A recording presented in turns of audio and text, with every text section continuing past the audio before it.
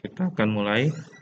Hari ini tanggal 26 Januari kita masuk ke pertemuan ketiga di perkuliahan kita.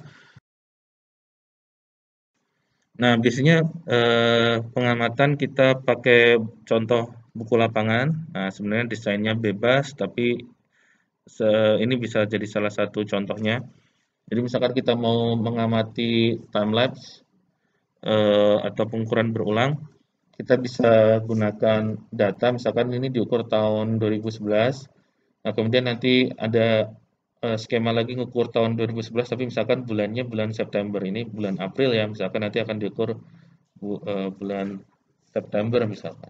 Nah, ini untuk datanya. Nah, kemudian ada waktu, ada bacaannya, kemudian ada koordinatnya, ada elevasi, kemudian data yang lain, ada deskripsi stasiun, ada informasi untuk pengolahan data yang lain, dan ada catatan selama survei misalkan. Nah, ini kalau misalkan contoh keterangan apakah stasiunnya ini baru pertama diobservasi atau stasiunnya itu eh, merupakan stasiun yang sudah diobservasi, artinya pengamatan berulang. Nah, biasanya kita cari tempat yang ada apa namanya? Ada tandanya. Karena kalau tidak ada tandanya biasanya semuanya seperti rumput gitu. Nah, kita untuk kembali lagi biasanya sulit. Ini sekedar teknis saja. Eh, Kecuali kalau tidak perlu diulang, nah biasanya itu nggak masalah, nggak harus pakai. Ini contohnya, nah biasanya kalau ada pengamatan berikutnya ini untuk melengkapinya, jadi kita usahakan kembali ke tempat yang sama, tapi kita punya data bacaan yang berbeda. Gitu. Nah, ini dokumentasi kegiatan di lapangan biasanya kita juga mengamati eh, area sekitar observasi. Jadi misalkan stasiunnya di sini ada nomor stasiunnya, kemudian ingin melihat sekelilingnya, eh, kita bisa foto 4 arah, misalkan ini untuk arah utara contohnya, misalkan ini untuk arah timur, ini selatan, ini barat, ya. Biasanya untuk melihat sekelilingnya itu apa gitu kan. Misalkan ini adalah area persawahan, atau misalkan ada gedung, atau ada pohon jati, atau apa.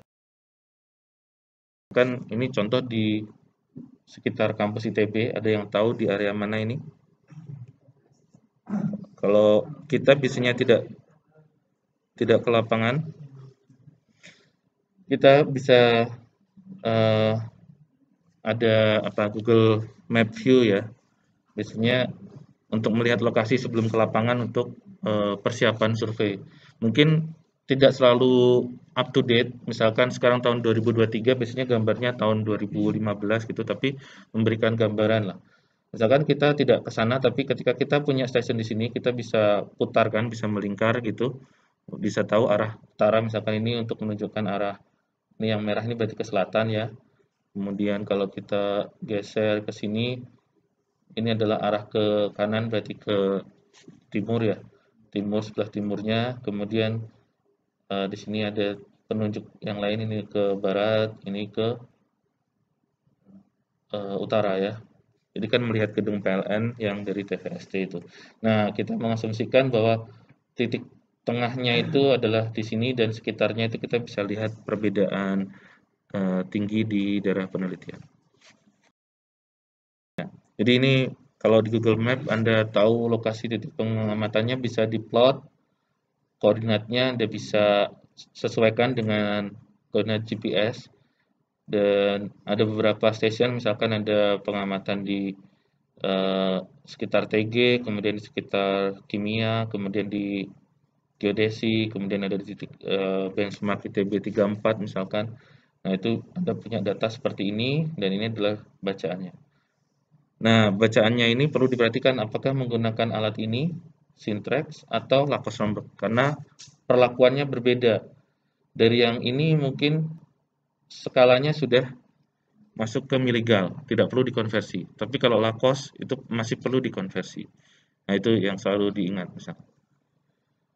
Nah, di sini tanggal surveinya mungkin kita tidak tahu karena nanti dibutuhkan pada saat pengolahan data. Biasanya kalau data ini dicatatnya pada saat survei itu tidak segera dirapikan, maka biasanya sering lupa atau sudah kelelahan gitu ya, nggak sempat menggunakan manajemen data yang baik, akhirnya nanti pada saat pengolahan data akan kerepotan dan khawatirnya nanti surveinya perlu diulang ya. Misalkan sehari dapat 30 titik, berarti 30 titik itu menjadi kurang kurang pas untuk di-processing karena ada data yang hilang.